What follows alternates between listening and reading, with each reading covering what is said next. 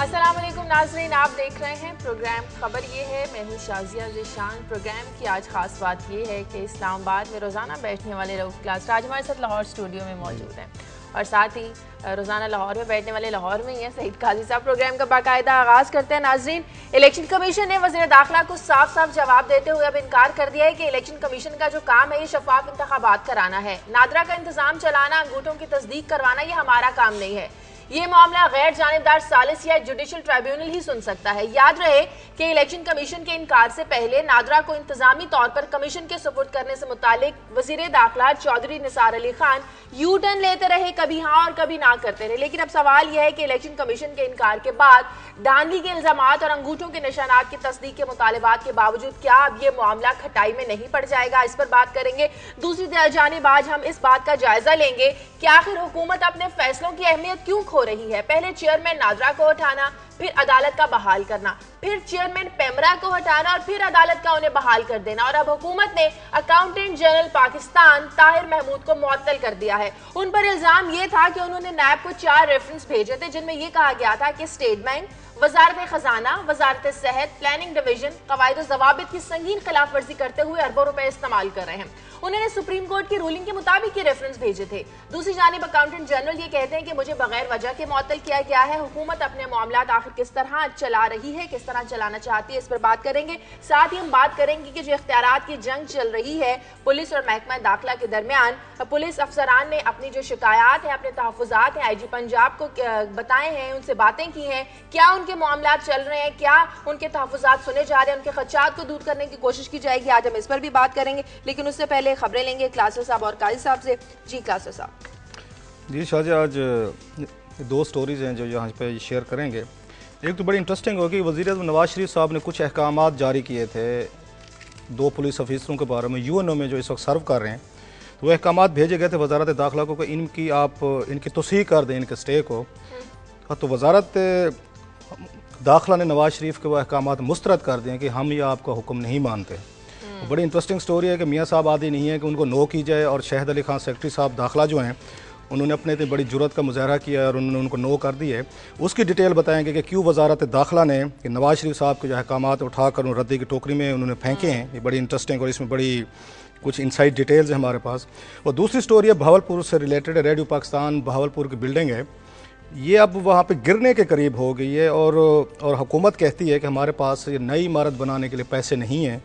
तो वो रियासत भावलपुर जो 1947 में सब कॉन्टिनेंट की सबसे अमीर तरीन रियासत समझी जाती थी, आज उसके पास या हमारे पास चंद करोड़ रुपए भी नहीं है कि रेडियो पाकिस्तान की जो हम नई इमारत है उसको बना सकें या पुरानी जो है उसको रिपेयर कर सकें। उसकी क्या डिटेल्स हैं, क्या कि इनकी ख़तो किताबत चल रही है और किस तरह से जो हमारे रिमोट एरियाज़ हैं तो उनको फंड्स नहीं मिल रहे, पैसे नहीं मिल रहे। तो इस पर बात करेंगे। ठीक जी काजी साहब। हाँ जी, एक तो ये जो चक हेगल आए थे अमरीकी वज़ीर दिफा वापस गए हैं, तो एक नया कानून आ रहा है हमारी जो इमदाद को चोक करने का, जिसमें एक यानी होगी सिलसिला और उसमें कुछ शराइत नई भी डाल दी गई हैं। और ये ख़ास तौर पर उसे लिंक किया उन्होंने नेटो की सप्लाई के साथ, मगर इसके साथ लिमिटेड नहीं है। इसके साथ उन्होंने फिर से जिक्र कर दिया है हकानी नेटवर्क का, तालिबान और ये पाकिस्तान जो है क्या उनको इस वार ऑन टेरर में फैसिलिटेट कर रहा है या नहीं। और ये इसको वाइट हाउस ने भी अप्रूव कर दिया है और हाउस ऑफ रिप्रेजेंटेटिव से भी हुआ है। और अब ये अगर होता है तो फिर हमें अब चिट लेनी पड़ेगी एक उससे वज़ीर दिफा से, ये क्या मामला है इसको देखेंगे। फिर एक और कानून जो NGOs प्रोटेस्ट कर रही हैं, वो कह रही हैं कि जो इकनॉमिक अफेयर्स डिवीजन है उसको स्वीपिंग पावर्स दे दी गई हैं NGOs को चेक करने के लिए। तो ये क्या होगा सिलसिला, इस पर भी ज़रा बात करेंगे क्योंकि NGOs की राइज एक बड़ा इंटरेस्टिंग फिनोमेना रहा है। तो क्या सरकार का कितनी मुदाखलत होनी चाहिए और कितनी नहीं। और साथ अगर वक्त मिला तो ये भी बात कर लेंगे कि ये बलूचिस्तान के जो एक एडवाइज़र हैं सरदार रज़ा मोहम्मद गरीच, वो उन्होंने आज एक तफसील बताई है। तफसील तो पहले भी हम आ चुकी है मगर कुछ नई बातें उन्होंने की हैं जो तालीम की ज़ुबून हाली है। तो सवाल ये है कि अगर इतनी ज़ुबून हाली है, अगर उन्होंने सूबाई मशीर या वज़ीर बन के हमें यही इतला देनी है कि हालात कितने ख़राब हैं, ठीक नहीं करने, तो फिर इस काम के लिए तो कोई भी हो सकता है। इस पर बात करेंगे। ठीक है क्लास साहब, इलेक्शन कमीशन ने तो साफ साफ जवाब दे दिया वजारत दाखिला को, हुकूमत नादरा से करवाना नहीं चाहती, मामला खटाई में पड़ जाएगा, फायदा उन लोगों को होगा जो नहीं चाहते कि वोटों की गिनती हो। ये परसों वहाँ पे ये कौमी असम्बली में ये इशू उठा, ये दोबारा एक नए सिरे से उठा। बातें तो चौधरी और निसार अली खान साहब ठीक कह रहे हैं, to be fair with him, हम उन पर तनकीद भी करते रहते हैं। जो पॉइंट्स उसने रेज़ किए हैं वो बड़े इंपॉर्टेंट पॉइंट थे जो चौधरी निसार अली खान ने रेज़ किए कौमी असम्बली में, जिसका जवाब तो ऐसा सच ना खुर्शीद शाह साहब के पास था ना शाह महमूद कुरैशी साहब के पास था। ये और बात है कि जो उनका स्टाइल है डिलीवरी का, वो डायलॉग डिलीवरी जो है चौधरी निसार अली खान साहब की, वो थोड़ी सी मेरा ख्याल क्वेश्चनेबल है। और जैसे मैंने उस दिन भी कहा था, आमिर मतीन साहब जो हमारे गुरु हैं वो अच्छी बात कहते होते हैं कि अभी तक क्योंकि ये 8-10 साल अपोजिशन में रहे हैं, जनाब मुशर्रफ का दौर भी गुजरा, फिर पीपल्स पार्टी का भी गुजरा, वो अभी तक उसी मोड में चल रहे हैं। उनका मोड वही है कि मैं पोजीशन हूँ। परवेज रशीद ने मांग ली। अच्छा, परवेज रशीद इनमें से ना जो मैं समझता हूँ ज़ाती तौर पर 2-4 लोग इनके हैं जो बड़े, मैं उनको देखता हूँ कौमी असम्बली में, जिनको हम उनको जानते भी हैं, वो बड़े सॉफ्ट हैं, बड़े मतलब रीजनेबल हैं, अच्छे तरीके। परवेज रशीद साहब उनमें से एक हैं। वो कहते हैं ना कि जो जाके कहीं पे आग लगी हो तो आग पे पानी डालने वाले हैं। चौधरी निसार अली खान साहब का तो डेली का काम है जो हम देखते हैं कि उन्होंने आग लगानी है, चाहे सेनेट में लगा दें, चाहे कौमी असम्बली में लगा दें, प्रेस में लगा दें या प्रेस कॉन्फ्रेंस कर लें, जो भी कर लें। आप अभी देख लें जितने भी इश्यूज़ उठे हैं अब तक, मोस्टली 70-80% वो सारे के सारे ये इन चौधरी निसार अली खान साहब ने उठाए। मसलन उन्होंने इसाक डार साहब की ऐसी तैसी की कि डॉलर अजीज़ है कि इज़्ज़त अजीज़ है। उन्होंने सरताज अजीज़ की ऐसी तैसी करके रख दी कि जनाब के कि आप अमेरिकन पे आप भरोसा करके बैठ गए, ड्रोन पे वो नहीं करेंगे। उन्होंने उनको भी आके अच्छी खासी सुनाई। उस दिन उन्होंने वजीरों की, आपने सुना होगा, उन्होंने उनकी क्लास लिया कि जो वजीर नहीं आएंगे उनकी छुट्टी हो जाएगी। अफसरान की ऐसी की तैसी करे जा रहे हैं मुअत्तल करके, इसके बारे में क्या ख्याल है? जो मैंने ये कल भी बात की थी और सोशल मीडिया या दूसरे मीडिया ने पिक भी किया है, मेरी ज़ाती तौर पर इन्फॉर्मेशन है कि मियाँ साहब बड़ा सीरियसली सोच रहे हैं कि इनको चौधरी साहब को शिफ्ट किया जाए। अदरवाइज़ उनके लिए डेली बेसिस पे प्रॉब्लम हो रहे हैं। उनकी कंसल्टेशन शुरू हो गई है, बंदे उन्होंने शॉर्ट लिस्ट करने शुरू कर दें कि अगर इनको हम अगर शफल करते हैं तो किसको आगे लाएंगे। इसलिए जो बात करें परवेज रशीद साहब, इनमें से रीजनेबल आदमी, ख्वाजा साद रफीक साहब को मैं ऐसे समझता हूँ कि वो भी कोशिश करते हैं कि आग पे पानी डाला जाए। ऐसे इसाक डार साहब का भी एक एटीट्यूड समझा जाता था कि वो है। तो लेकिन सारी की सारी जो आग लगाई जा रही है, जो हम देख रहे हैं इस्लामाबाद में, वो 70-80% वो चौधरी निसार अली खान के कहीं ना कहीं पे उनका लिंक जरूर बनता है। अगर वो डायलॉग डिलीवरी अगर थोड़ी सी बेहतर कर दें तो मेरा ख्याल है हुकूमत के मसाइल कम हो सकते हैं। नादरा का काम अब ये कौन करेगा? नहीं, इससे पहले मैं इनकी बात पे कमेंट करना चाहता हूँ। देखिए ना, हर पार्टी में कुछ हॉक्स होते हैं, कुछ जो हैं वो सुलझू किस्म के लोग होते हैं। मैं एक मिसाल लेता हूँ, सबसे अच्छी ख्वाजा आसिफ साहब बड़े हॉक थे जब तक वो अपोजिशन में थे। वो बहुत अच्छा डेमो, मतलब वो उनकी ऑरेटरी भी बड़ी अच्छी थी। जो ही वो पावर में आए हैं तो साथ ही एक बड़े दानश्वर किस्म के फिलासफर का वो एक में औरा लगता है कि नहीं आराम से करते। मामला ये है कि इस रियासत को इन हालात में चलाना आसान काम नहीं है। और ये जो आप जो दावे करके आए हैं, रियासत के अंदर कितनी ताकत और जान रहेगी ये दारों में, और आपके सामने टास्क कितने हैं, और उस पर अगर आप बड़ा ही एक नारेबाजी शुरू कर देंगे तो ज़ाहिर है प्रॉब्लम होगी। जो सियाने एलिमेंट्स है मुस्लिम लीग नून में, मिसाल के तौर पे इंफॉर्मेशन मिनिस्टर है, वो तो खैर आम यानी अपोजिशन में भी बड़ी ठंडी ठंडी बातें करते हैं, और अब वो और ज़्यादा मजीद हो रहे। तो मेरे ख्याल में वर्ड्स जो हैं वो मैच नहीं कर सकते। सवाल मेरा वही है कि हुकूमत नादरा से नहीं करवाना चाहती, इलेक्शन कमीशन इनकार कर दिया, इस मामले का क्या बनेगा? मैं ब्रेक ले लूं, ब्रेक के बाद वापस आती हूँ तो इस पर आकर बात करते हैं। Take a break.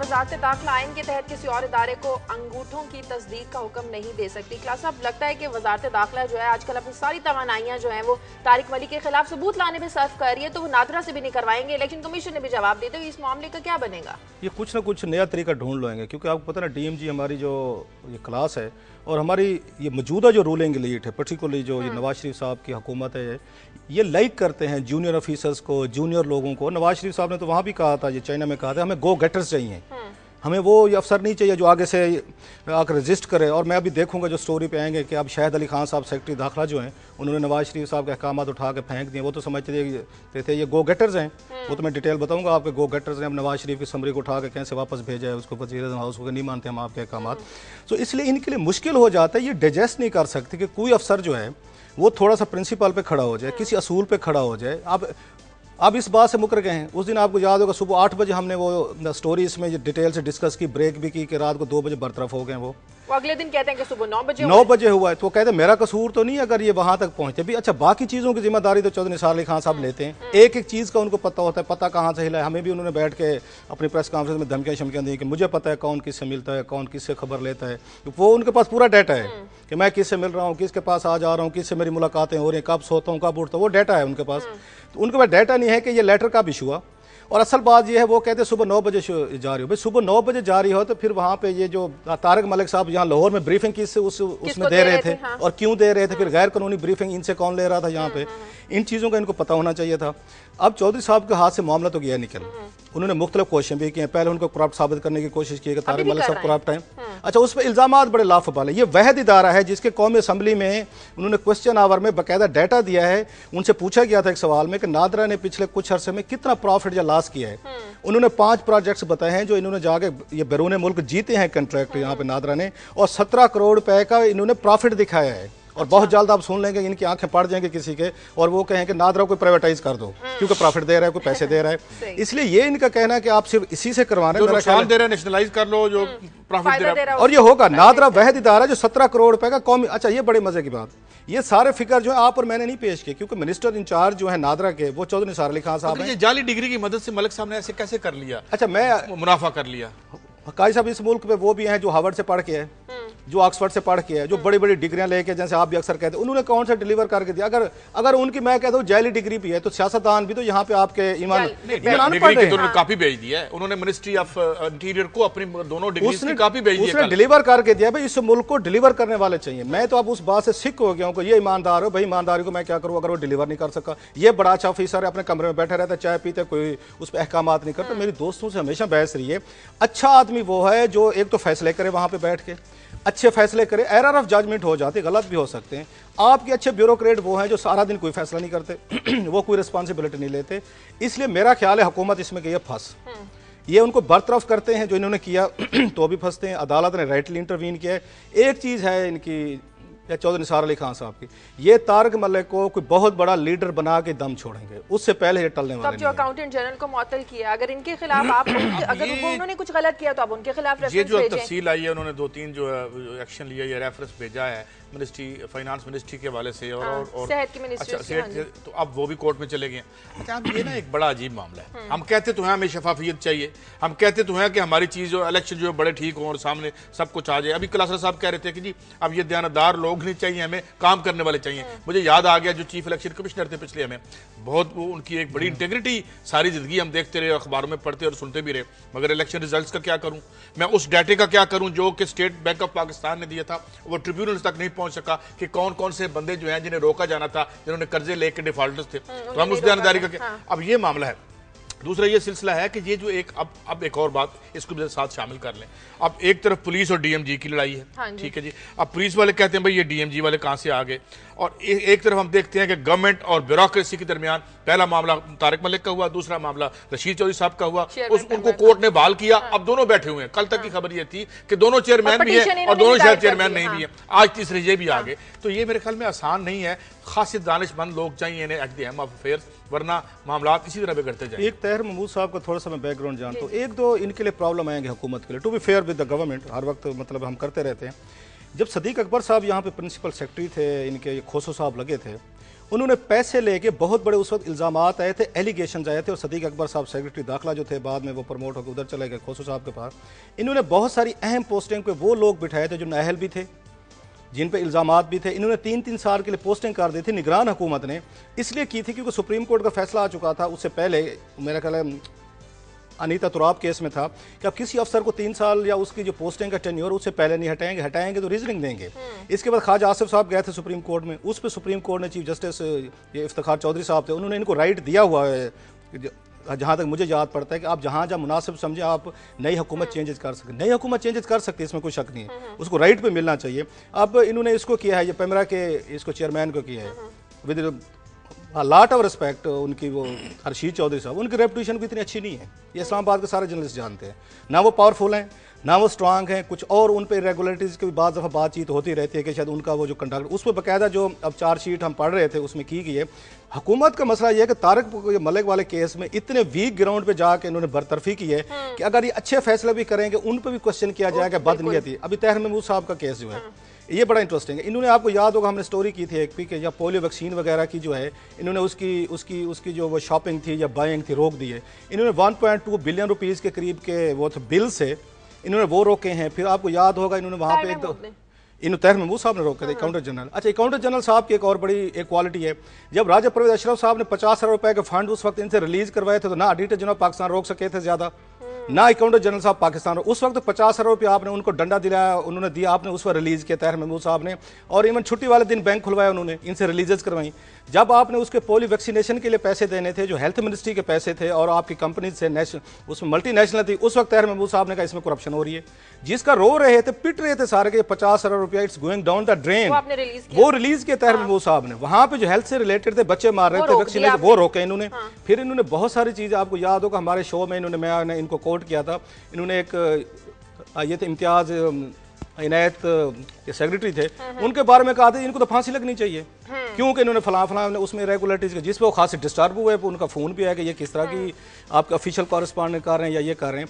इसलिए तहर महमूद साहब के खिलाफ एक्शन हो या इनके खिलाफ, इवन पेमरा चीफ के खिलाफ। अब राव तहसीन साहब को मैं ज़ाती तौर पर जानता हूँ और बहुत सारे इस्लामाबाद के लोग जानते हैं, बेटर ऑफिसर है, बेहतर है, हुकूमत को ये राइट मिलना चाहिए कि वो जहाँ चाहती है बेटर, लेकिन ये फंस चुकी है।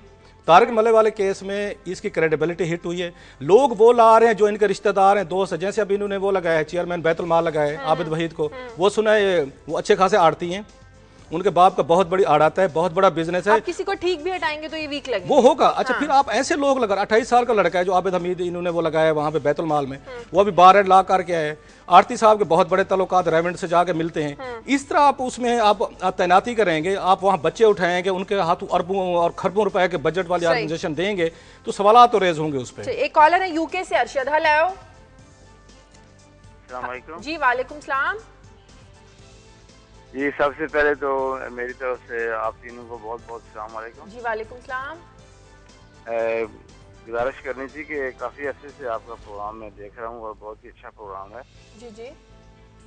ये मेरी तरफ से कासरा साहब और काजी साहब को बहुत बहुत सलाम। और पहले तो काजी साहब थे और समीर साहब, इनकी लड़ाई ख़त्म नहीं होती थी, और अब आपकी जोड़ी जो है ये बहुत अच्छी है। कासरा साहब के बातें बहुत अच्छी लगती हैं और प्रोग्राम। आपका सवाल क्या है अरशद? सवाल है तो कोई सवाल करें। ये सवाल ये है कि ये जो गवर्नमेंट का जो मामला चल रहा है, ये कासरा साहब भी बात करते रहते हैं कि हमेशा मार्शल लॉ के कोई बदनाम करते हैं सारे के मार्शल लॉ लगे हैं और जो हमारी डेमोक्रेसी है उसको चलने नहीं देते। लेकिन अफसोस लगता है कि जब ये लोग आते हैं तो ये भी कोई गवर्नमेंट को अच्छी तरह चला नहीं सकते और फिर मार्शल लॉ आ जाता है और मुल्क जो है। ठीक है, ठीक है, बहुत शुक्रिया अरशद आपका। मुझे ब्रेक लेनी है क्लास, अब फिर आकर कुछ मज़ीद खबरों पर बात करते हैं। नाज़रीन, प्रोग्राम में वक्त एक ब्रेक का, ब्रेक के बाद वापस आते हैं।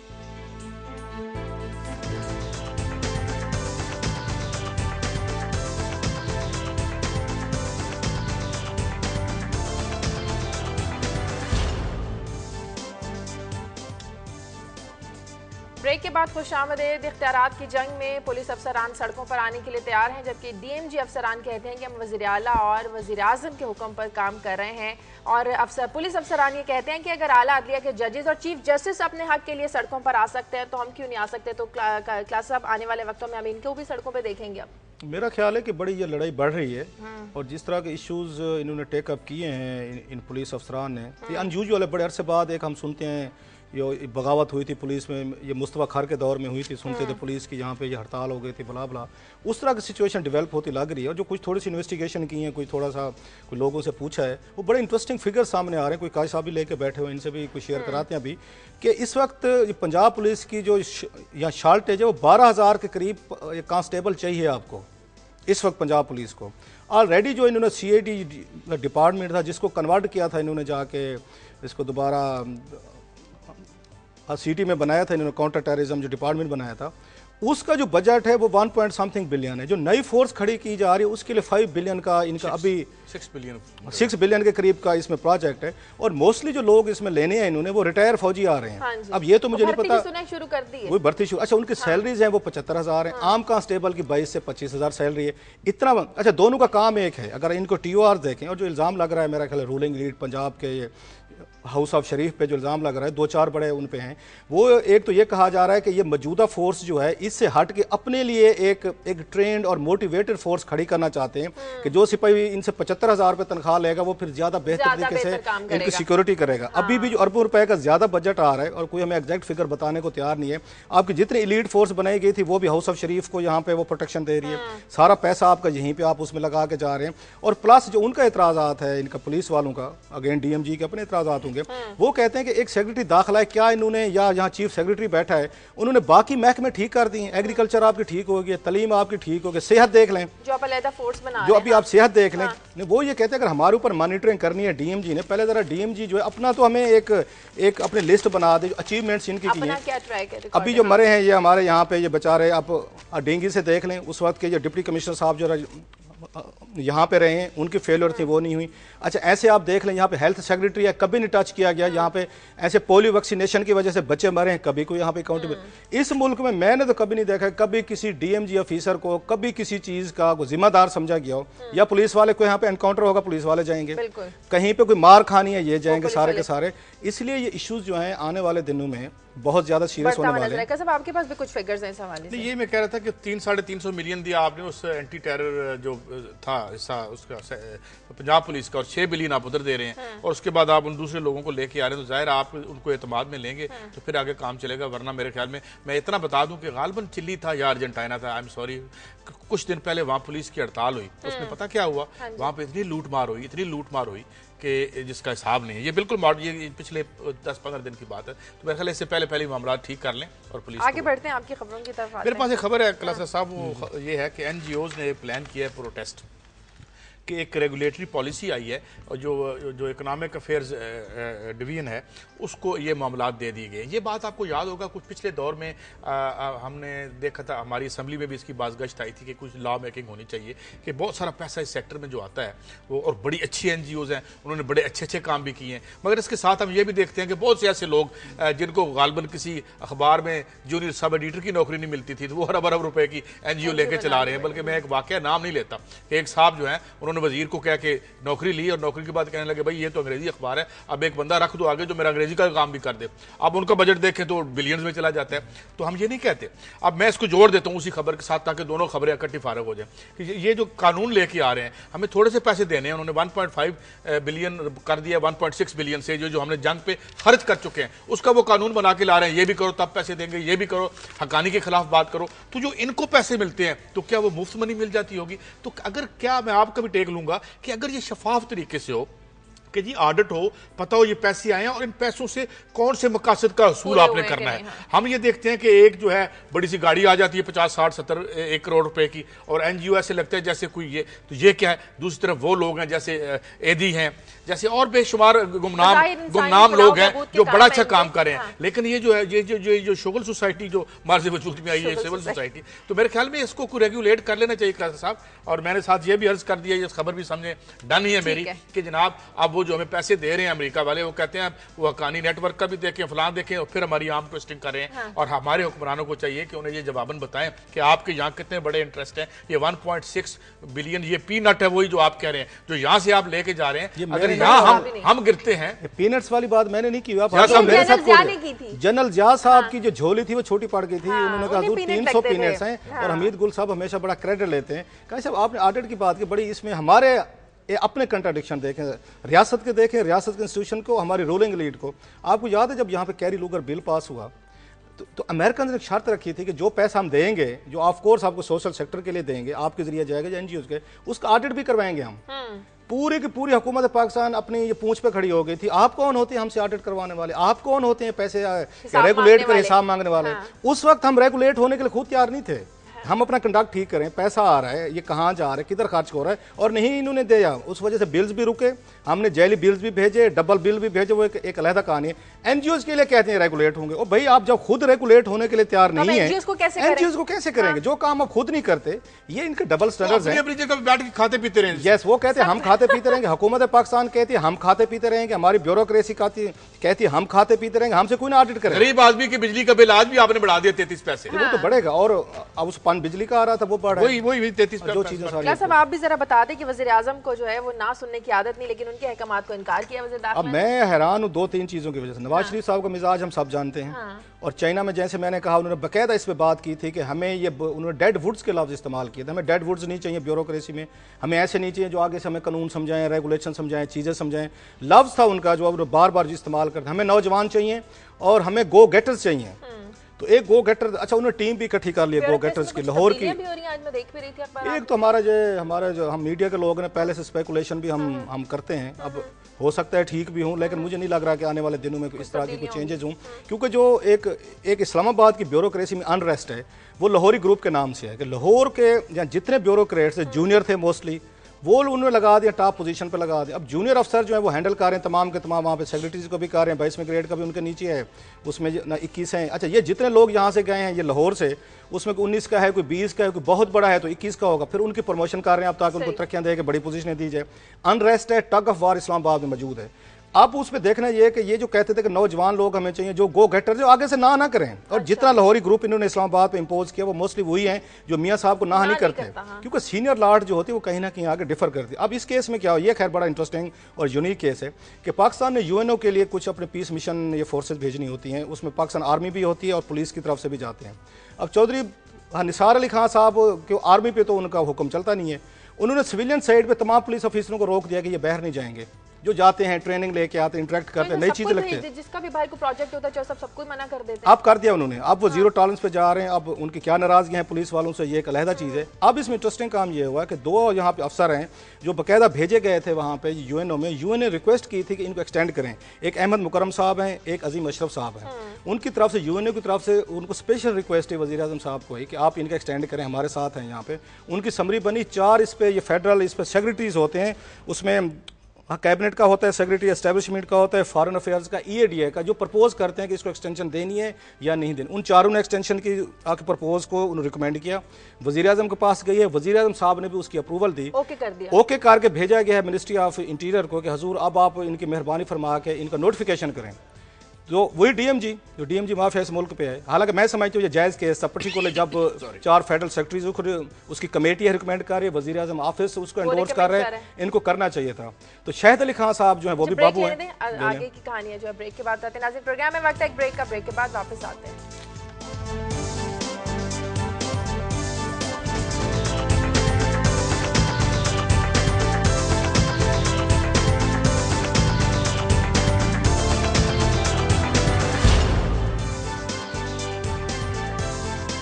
के बाद खुशामदीद गोजरा से कॉलर है मलिक अमजद। हेलो, अस्सलाम वालेकुम। जी वालेकुम सलाम। जी गोजर से मलिक अमजद साहब। जी बोलिए। अच्छा, मैं रऊफ कलासा साहब का इन्होंने एक स्टोरी कर रहे हैं, ये जो जिसमें इन्होंने ये जिक्र किया है कि कौमी मुतहदा में कुछ पुलिस इंस्पेक्टर्स के हवाले से कि इसमें नवाज शरीफ साहब ने जो है वो एक्सटेंशन के लिए लिखा, उनकी उस हुक्मनामे को जो है वो रद्दी की टोकरी की नजर कर दिया गया, और ये मैं समझता हूँ कि बड़ी जरूरत की बात है।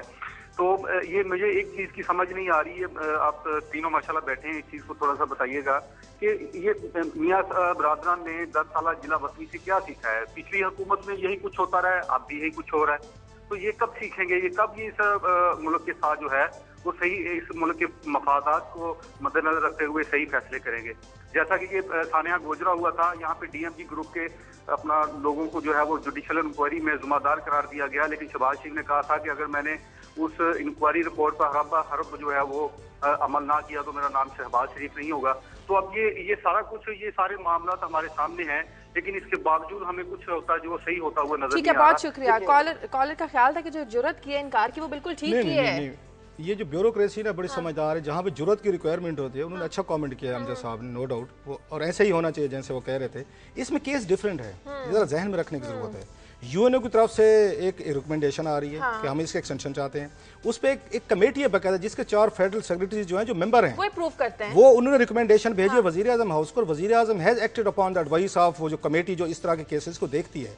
सो लिहाजा इसमें मैं नहीं समझता कि एक सेक्रेटरी साहब दाखिला साहब बैठे हुए हैं वो अपना माइंड अप्लाई करें और ऊपर वो लिख के दे दें। अब ये शहद अली खान साहब डिनाई करें जो मैं कह रहा हूँ, उन्होंने चौधरी निसार को रिकमेंड किया है कि आप ये वजीर आजम को रेगुलेट कर दें, अच्छा। और रीजन क्या दे रहे हैं, हमें पुलिस ऑफिसरों की जरूरत है, जो अच्छे पुलिस ऑफिसर हैं उनको खुडे लाइन लगाया हुआ है। हाँ। मैं 3-4 के नाम अभी आपको बता देता हूँ जो इनको पसंद नहीं आते। अब यहाँ पे एहसान सादिक है जिसका मैं हमेशा जिक्र करता हूँ, जो ओकाड़ा में DPO रहा, जिनको 2 MPs को मिलाने के लिए इन्होंने वहाँ से उनको हटाया था, उसने 70% उन्होंने वहाँ पे क्राइम रेट कम किया। इनको एहसान सादिक जैसे अफसर नजर नहीं आएंगे। और इस तरह की कई मिसालें हैं, ये सिर्फ एक नहीं है। Ehsan Sadiq not only one, there are many such examples. Honourable officer हैं, कमिटेड हैं, जो लाइन ऑफ फायर या ड्यूटी में जाते हैं, उनकी तो आप उनको खुडे लाइन रखा हुआ है। अब इनसे लिस्ट मांगे, किसी वक्त MNA हिम्मत करे एक क्वेश्चन डाल दे कौमी असम्बली में कि कितने जो आपके अफसरान हैं आपने OSD करके बिठाए हुए या जिनको पोस्टिंग नहीं दी हुई।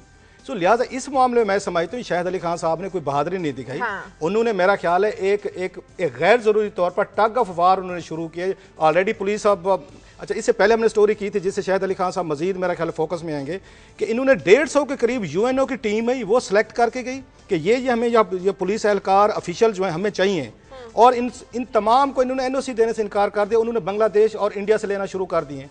इस तरह तो नहीं चलेगा। आप जब तक अपनी पुलिस फोर्स को, लोगों को बाहर इंटरेक्ट नहीं भेजेंगे, वो नहीं सीखेंगे, नई टेक्निक्स नहीं सीखेंगे, वापस आके काउंटर टेररिज्म है या इवन आपकी बेस्ट वहाँ पे टेक्निकल आप चीज़ें सीख के आते हैं। अच्छा, हमारी फोर्सेस जो हैं आज भी इनकी तादाद ये 10,000 है जो पाकिस्तान आर्मी है, कि पाकिस्तान आर्मी में क्योंकि वहाँ पे ये चौधरी निसार अली खान साहब या शाहिद अली खान साहब नहीं बैठे हुए, वहाँ से जितनी वो मांगता है UNO, हमारा GHQ 10,000 भेज देता है। हम 1 नंबर पे हैं। यहाँ पे जो हमारी अगर प्रूव करता है तो ये कैसे इनकार कर सकते हैं? हमारी, मैं उसी पे आता हूँ।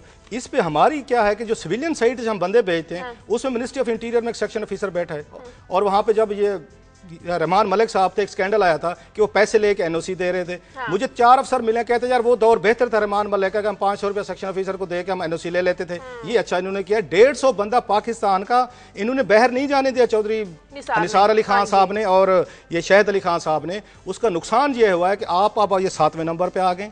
जो पाकिस्तान की पुलिस फोर्स है कभी 2 नंबर पे थी, ये जो हम ये बंदे कंट्रीब्यूट करते थे UNO पीस कीपिंग के लिए, अब हम 7वें नंबर पे आ गए। अल्लाह के फजल से 150 बंदा अब इन्होंने रोक लिया है। अब आप मजीद नीचे आएंगे, वो बांग्लादेश से पुलिस ऑफिसर ले रहे हैं। सो ये कोई वाइज स्ट्रेटेजी नहीं है। और चौधरी साहब बड़े सीनियर और सीजनड मेरा ख्याल है पॉलिटिशियन है। अभी जो काम किया गया, नवाज शरीफ साहब के अहकामात जो हैं, मेरा ख्याल they will lead to disaster. और पुलिस वाले पहले गुस्से में आए हुए हैं। अब DMG की एक DMG ऑफिसर शाहिद अली खान ने ये मजीद बैठ के इनको वो कर दिया है, एक रीजन और दिया, ये टग ऑफ वार मजीद बढ़ेगी इनकी। आगे बढ़ते हैं। अच्छा, मैंने इनकी डिस्कशन से अपनी स्टोरी में एक मैसेज भी अभी आया, तो मैं जरा इस पे बात करता हूँ कि देखिए हम बहुत तनकीद करते हैं गवर्नमेंट पे, लेकिन जिस प्रिकेरियस सिचुएशन में गवर्नमेंट प्लेस्ड है, जरा उसका तो एक ले ले।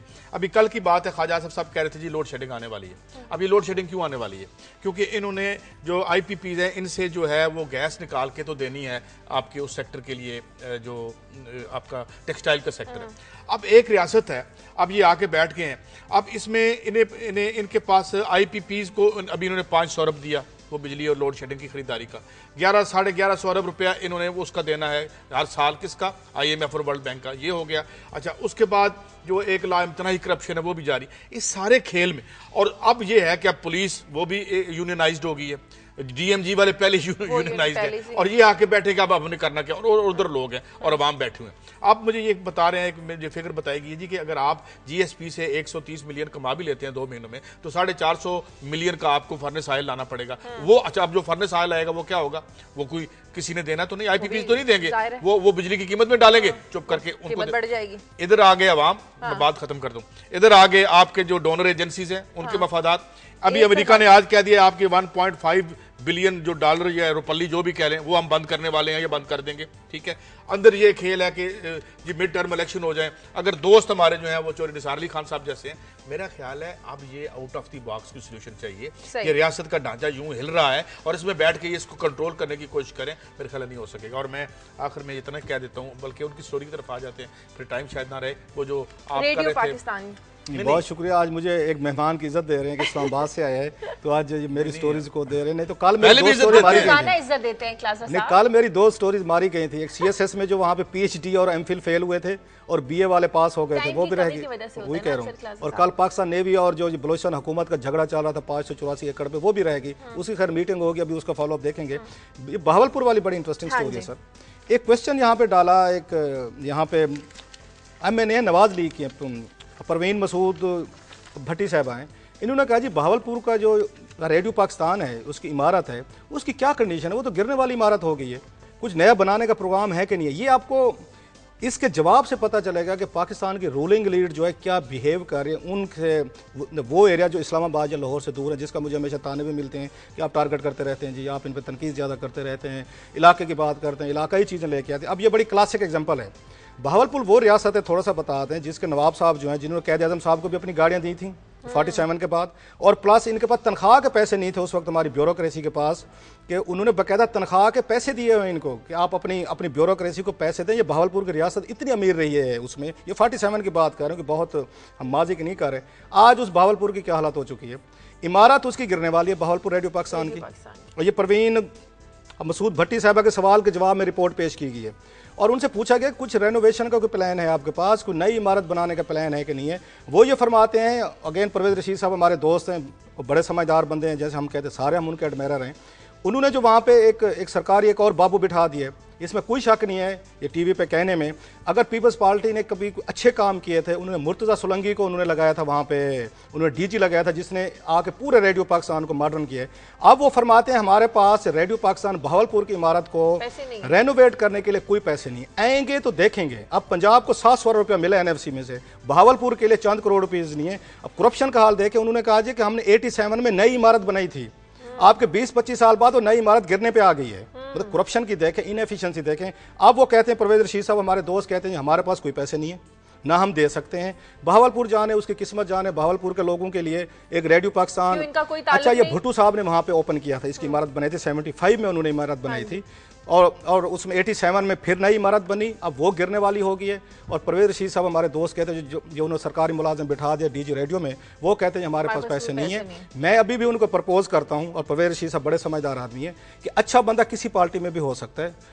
ये मुर्तज़ा सोलंकी एक अच्छे आदमी हैं, काम जानते थे, उनको दोबारा डीजी लाने में मेरा ख्याल उन्हें हर्ज नहीं होने चाहिए। उन्होंने 5 सालों में कोई करप्शन का उन पर केस नहीं है, कोई रेगुलेटरीज का केस नहीं। उन्होंने पाकिस्तान रेडियो को एक बेहतर इदारा बनाया था, और पहली दफ़ा 23 लैंग्वेजेस में खबरें पढ़ी गई। इस मुल्क की ज़बानों को उन्होंने रिकग्निशन दिया, आके एक बाबू लगा दिया उन्होंने, और बाबू साहब पूरे का पूरा रेडियो पाकिस्तान को तबाह करेंगे। थोड़ा सा मैं परवेज़ रशीद साहब को डिफेंड कर सकता हूँ सर, मेरे अपने दोस्त हैं, जरूर करें सर। वो बिल्कुल ठीक कहते हैं, जब खानवादों और अफराद के पास दौलत के ढेर हों तो रियासत बेकारी बन जाती है। इस नहीं है पैसे सर, नहीं है आपकी रियासत के पास पैसे। आप जब तक 8-10 बिलियन डॉलर बारो ना करें आप चला नहीं सकते। जहां पैसे हैं, ये अब जरा ये देख, ये बोध क्या है, ये फर्क क्या है। अभी मैं थोड़ा सा जिक्र भी कर दूं, उन्हीं की पार्टी की साजिद चौधरी का मुझे मैसेज आया है कि जी वो आप डुअल नेशनैलिटी वालों की भी बात करें। हम बहुत, ये वाहिद लोग हैं जो बाहर से हमें पैसे भेज रहे हैं, जो डुअल नेशनैलिटी वाले हैं। नहीं है रियासत के पास पैसे। जब अफराद के पास पैसों का ढेर लग जाता है तो रियासतें बेकारी हो जाती है। मेरे ख्याल है गलत बात नहीं की परवेज़ रशीद साहब। बड़े अच्छे तरीके से डिफेंड किया, और किस तरीके से किया सबको समझ आ गया। प्रोग्राम का वक्त खत्म हो गया। बहुत शुक्रिया क्लास साहब आपका, काई साहब आपका। प्रोग्राम के लिए नाज़रीन आप हमें फीडबैक दीजिए। खबर@दुनिया TV.tv पर हमें इजाजत दें। अल्लाह हाफिज़।